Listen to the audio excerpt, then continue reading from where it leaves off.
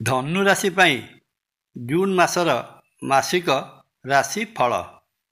June ମାସରେ ଧନୁ ରାଶି ଜାତ ବ୍ୟକ୍ତି ମଧ୍ୟମ ଧରଣର ଫଳ ପ୍ରାପ୍ତ କରିବେ।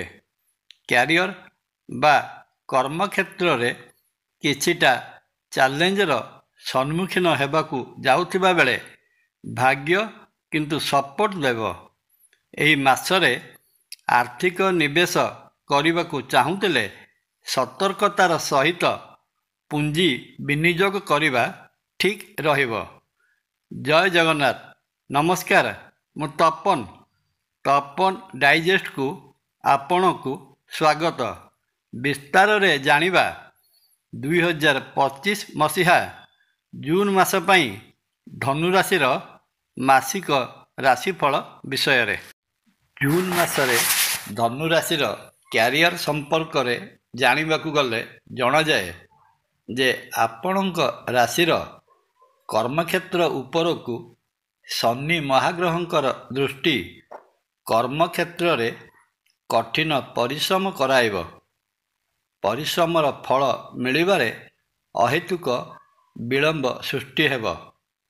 କାର୍ଯ୍ୟର ଚାପ ବୃଦ୍ଧି ପାଇବ। ମାସର ପ୍ରଥମ ସପ୍ତାହ ପରେ ଦଶମ କର୍ମସ୍ଥାନର ଅଧିପତି ବୁଧ ମହାଗ୍ରହ ଆପଣଙ୍କ ରାଶିର ସପ୍ତମ ଭାବ ମିଥୁନ ରାଶିରେ ପ୍ରବେଶ କଲେ କର୍ମସ୍ଥଳୀରେ ଶୁଭ ଫଳର ଆଶା କରାଯାଏ। ବ୍ୟବସାୟ କରୁଥିଲେ ବ୍ୟବସାୟିକ ଅଭିବୃଦ୍ଧି ଘଟିବ। ନୂତନ ପ୍ରକାରର ବାଣିଜ୍ୟ କର୍ମ କରିବା ପାଇଁ ସୁଯୋଗ ଆସିପାରେ। ଆର୍ଥିକ ସେକ୍ଟରରେ ପୁଞ୍ଜି ବିନିଯୋଗ କରିଥିଲେ ଭଲ ରିଟର୍ଣ୍ଣ ମିଳିବ ଏବଂ ଏହି ସମୟରେ ଆର୍ଥିକ ସେକ୍ଟର ଯଥା share market, mutual fund, insurance ଏବଂ ବ୍ୟାଙ୍କ ପ୍ରଭୃତିରେ ସେଭିଂସ ରଖିବା ପାଇଁ ପୁଞ୍ଜି ବିନିଯୋଗ କରିବା ବହୁତ ଉତ୍ତମ ସମୟ ଚାଲୁଅଛି। ଚାକିରି କରୁଥିଲେ ପଦୋନ୍ନତି ମିଳିବାର ବହୁତ ସମ୍ଭାବନା। ଶିକ୍ଷଣୀୟ କାର୍ଯ୍ୟ ବା ଶିକ୍ଷା କ୍ଷେତ୍ରରେ ନୂତନ କର୍ମ ନିଯୁକ୍ତି ମିଳିବାର ମଧ୍ୟ ବହୁତ ସମ୍ଭାବନା ରହିଅଛି। ଶିକ୍ଷକମାନେ ସମ୍ମାନିତ ହେବେ। ଆର୍ଥିକ ଦୃଷ୍ଟିରୁ ଦେଖିବାକୁ ଗଲେ ଜୁନ୍ ମାସଟି ଧନୁରାଶି ଜାତ ବ୍ୟକ୍ତିଙ୍କ ପାଇଁ ମଧ୍ୟମ ଧରଣର ଫଳଦାୟକ ରହିବ। ମାସ ସାରା ଦ୍ୱିତୀୟ ଧନସ୍ଥାନର ଅଧିପତି ଶନି ଧନୁରାଶିର ଚତୁର୍ଥ ଭାବ ମୀନ ରାଶିରେ ଅବସ୍ଥାନ କରିବେ। ନିଜର ଓ ପରିବାରର ସଦସ୍ୟମାନଙ୍କର ଧନଭାବ ସନ୍ତୋଷଜନକ ରହିବାରୁ ପରିବାରରେ ସୁଖ ସମୃଦ୍ଧି ଲାଗି ରହିବ। ପୁନଶ୍ଚ ଏକାଦଶ ଭାବ ତୁଳା ରାଶିର ଅଧିପତି ଶୁକ୍ର ପଞ୍ଚମ ସ୍ଥାନରେ ରହି ନିଜ ସ୍ଥାନ ଆୟସ୍ଥାନକୁ ଦୃଷ୍ଟି ପ୍ରଦାନ କରୁଥିବାରୁ ଜୁନ୍ ମାସଟିରେ ଧନୁରାଶି ଜାତ ବ୍ୟକ୍ତିଙ୍କର ଆୟ ସନ୍ତୋଷଜନକ ରହିବ। ଧନୁରାଶି ଅଧିପତି ବୃହସ୍ପତିଙ୍କର ଦୃଷ୍ଟି ନିଜ ରାଶି ଧନୁରାଶି ଉପରକୁ ରହୁଥିବାରୁ ଏବଂ ଅନ୍ୟାନ୍ୟ ଗ୍ରହ ସ୍ଥିତି ଧନୁରାଶି ପ୍ରତି ଅନୁକୂଳ ରହୁଥିବାରୁ ଜୁନ୍ ମାସଟି ଧନୁରାଶି ଜାତକଙ୍କ ପାଇଁ ବେଶ ଆର୍ଥିକ ସ୍ଥିତି ସୁଦୃଢ଼ ରଖିବ। ଜୁନ୍ ମାସରେ ଧନୁରାଶିର ଜାତକଙ୍କ ଲଭ୍ ଲାଇଫ୍ ବା ପ୍ରେମ ସମ୍ପର୍କ ବିଷୟରେ ଜାଣିବାକୁ ଗଲେ ଜଣାଯାଏ ଯେ ମାସର ପ୍ରଥମ ସପ୍ତାହରେ ପଞ୍ଚମ ସ୍ଥାନର ଅଧିପତି ମଙ୍ଗଳ ଅଷ୍ଟମ ନୀଚ ଭାବରେ ରହି ପ୍ରେମୀ ଯୁଗଳଙ୍କ ମଧ୍ୟରେ ପ୍ରେମ ସମ୍ପର୍କରେ ଅମଙ୍ଗଳ ଘଟଣା ଘଟାଇ ପାରନ୍ତି। ପ୍ରେମୀ ଯୁଗଳ ପରସ୍ପର ମଧ୍ୟରେ କଳିଝଗଡ଼ା କରିବେ।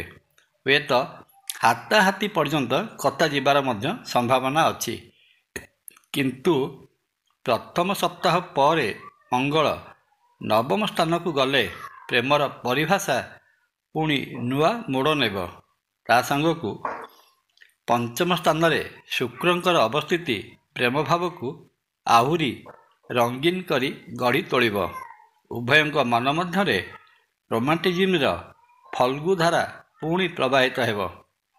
ବହୁ ଦିନରୁ ଅବିବାହିତ ରହି ଆସିଥିବା ପୁଅ ଓ ଝିଅମାନଙ୍କ ମଧ୍ୟରେ ସପ୍ତମ ଭାବରେ ଅବସ୍ଥିତ ଧନୁରାଶିର ଅଧିପତି ବୃହସ୍ପତି ନୂତନ ଆଶାର ସଞ୍ଚାର କରିବେ। ବିବାହ ପାଇଁ ଭଲ ପ୍ରସ୍ତାବ ଆସି କଥାବାର୍ତ୍ତା ଆଗକୁ ବଢ଼ିବ। ହୁଏତ ଖୁବ୍ ଶୀଘ୍ର ବିବାହ କରିବା ପାଇଁ ବିବାହ ତାରିଖ ଠିକ୍ ହୋଇଯାଇପାରେ। ପାରିବାରିକ ଦୃଷ୍ଟିକୋଣରୁ ଦେଖିବାକୁ ଗଲେ ଜଣାଯାଏ ଜୁନ୍ ମାସଟି ଧନୁରାଶି ପାଇଁ ସେତେଟା ଅନୁକୂଳ ରହିବ ନାହିଁ। ଦ୍ୱିତୀୟ ସ୍ଥାନ ମକର ରାଶିର ଅଧିପତି ଶନି ଚତୁର୍ଥ ଭାବ ମୀନ ରାଶିରେ ଅବସ୍ଥାନ କରିଥିବାରୁ ଧନୁରାଶି ଜାତ ବ୍ୟକ୍ତିଙ୍କର ପାରିବାରିକ ସୁଖ ହ୍ରାସ କରିବେ। ପରିବାରର ସଦସ୍ୟମାନଙ୍କ ମଧ୍ୟରେ ସାଧାରଣ କଥାକୁ ନେଇ ମତଭେଦ ଦେଖାଯିବ। ପୈତୃକ ସମ୍ପତ୍ତିକୁ ନେଇ ପରିବାର ମଧ୍ୟରେ ଗଣ୍ଡଗୋଳ ଦେଖାଯାଇପାରେ। ସ୍ୱାସ୍ଥ୍ୟ ଦୃଷ୍ଟିରୁ ଦେଖିଲେ ଜୁନ୍ ମାସରେ ଧନୁରାଶି ଜାତ ବ୍ୟକ୍ତିଙ୍କର ସ୍ୱାସ୍ଥ୍ୟ ଦୁର୍ବଳ ରହିବ। ଧନୁରାଶି ଜାତ ମହିଳା ବା ସ୍ତ୍ରୀ ଲୋକମାନେ ଗାଇନିକ୍ ସମସ୍ୟାର ସମ୍ମୁଖୀନ ହୋଇପାରନ୍ତି। ପୁରୁଷ ଲୋକ ହାଇ ବ୍ଲଡ଼ ପ୍ରେସର, ଚର୍ମଜନିତ ରୋଗ ଏବଂ ସ୍ନାୟୁ ବିକାର ଭଳି ରୋଗର ସାମ୍ନା କରିବାର ସମ୍ଭାବନା ରହିଅଛି। ଏ ତ ଗଲା ମୋଟାମୋଟି ଭାବରେ ଧନୁରାଶି ଜାତ ବ୍ୟକ୍ତିଙ୍କ ପାଇଁ ଜୁନ୍ ମାସର ମାସିକ ରାଶିଫଳ। ମାସଟିରେ ରହିଥିବା ଅଶୁଭତ୍ୱକୁ ଦୂର କରି ଶୁଭ ଫଳ ପାଇବା ନିମନ୍ତେ ଧନୁରାଶି ଜାତ ବ୍ୟକ୍ତି ବ୍ରାହ୍ମଣଙ୍କୁ ଭୋଜନ ପ୍ରଦାନ କରି ଆଶୀର୍ବାଦ ପ୍ରାପ୍ତ କରନ୍ତୁ। ବୃହସ୍ପତିଙ୍କର ବୀଜମନ୍ତ୍ର ଓମ୍ ବ୍ରୂଂ ବୃହସ୍ପତୟେ ପ୍ରତ୍ୟହ ଜପ କରିଲେ ନିଶ୍ଚିତ ଭାବରେ ସୁଫଳ ପାଇବେ। ପରିଶେଷରେ ଶ୍ରୀକ୍ଷେତ୍ର ପୁରୀରେ ବିରାଜିତ ମହାବିଷ୍ଣୁ ଶ୍ରୀ ଜଗନ୍ନାଥ ମହାପ୍ରଭୁଙ୍କୁ ଦର୍ଶନ କଲେ ରହିଥିବା ସମସ୍ତ ଦୋଷ ଖଣ୍ଡନ ହୋଇ ମନବାଞ୍ଛିତ ଫଳ ପ୍ରାପ୍ତ ହୋଇଥାଏ। ଜୟ ଜଗନ୍ନାଥ। ଭିଡ଼ିଓଟି ଭଲ ଲାଗିଲେ ଲାଇକ୍, କମେଣ୍ଟ, ସବସ୍କ୍ରାଇବ୍ ଓ ସେୟାର କରିବା ପାଇଁ ଅନୁରୋଧ। ନମସ୍କାର। ତର୍ପଣ।